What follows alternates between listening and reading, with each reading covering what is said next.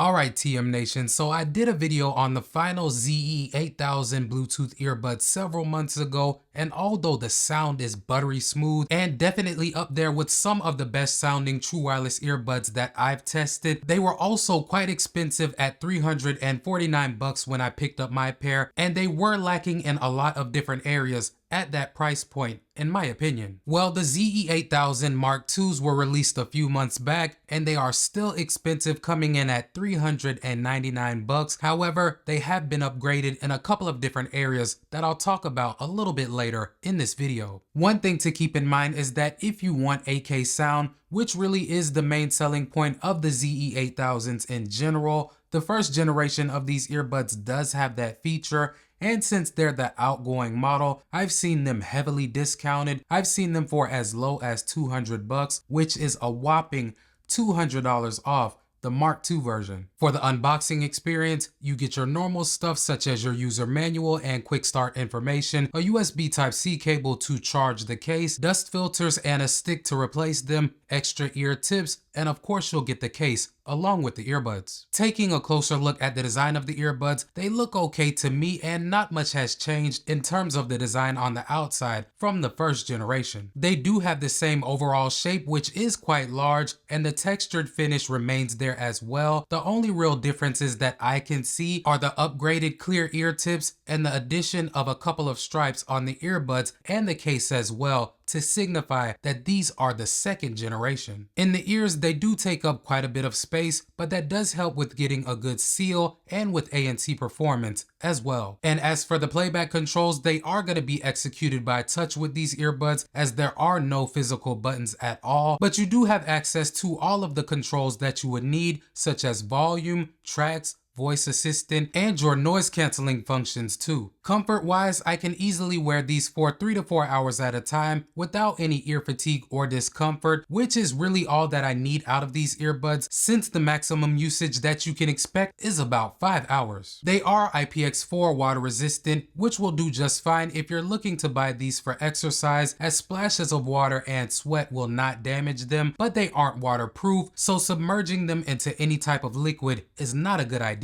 Even when I had them drenched in sweat during my jump rope workout, they never malfunctioned on me, and they stayed in place relatively well for a pair of earbuds that don't have any ear hooks or wings. Now, I did have to reposition them a couple of times, especially once my ears started sweating, but for the most part they maintained a snug fit pretty much throughout my workout. Now, since the earbuds themselves are quite large, the case is too, but it should fit in a normal sized pocket without bulging out too much. It'll provide about 3 extra charges on the earbuds once they go dead, but unfortunately, it does not support wireless charging. I do want to mention that these do support quick charging though, that will give you about 45 minutes of use from about a 5-minute charge, which is decent, but not that impressive considering most modern earbuds will give you several hours of use from only a 10 to 15 minute charge. For Bluetooth connection, you're getting 5.2 with these, which is not the latest or greatest, but I haven't had any issues with any noticeable latency using them to watch YouTube videos on my iOS or Android devices. They also support multi-point connectivity as well as Snapdragon Sound, aptX, and aptX Adaptive, so you have several options in terms of higher definition sound as long as you're using a compatible device. But again, using them in any of these modes is going to have a significant impact on your battery life, which, like I said earlier, already is not the greatest, even if you're using them in the SBC or AAC codec. I do also want to mention that these do support independent use, so if you want to use one earbud and leave the other in the case to extend your battery life, they got you covered. Unlike the final UX2000s that I did a video on a couple of days ago, these are compatible with the final app, and this is the case with the first generation as well. Through it, you can see the charge left on the earbuds, access the user manual on the go, complete firmware updates when applicable, access different ANC and transparency settings, enable the Pro EQ functionality to adjust the sound signature to your liking, enable or disable the 8K sound upsampling, and that's about it. You can't customize your playback controls that I've seen. It also does not contain a library of pre-built EQs, so it is not the most robust app experience that I've tried, but it does allow you to control your experience with the earbuds to an extent. For the call quality, I do think that the microphones on these earbuds do a pretty good job at focusing on your speech and rejecting some of the noise going on around you, but as always, I did take samples just so that you guys can judge for yourselves. Let's check them out. Alright guys, so right now I have the earbuds paired to my iPhone 15 Pro, and as you can see, the audio that you're hearing is coming from the microphones on them. Right now the room is relatively quiet, but I will do my background noise test in just a moment. Give me a second. And now I have some simulated background noise playing in the background, and I'll be quiet for just a moment so that you can judge how loud that noise is.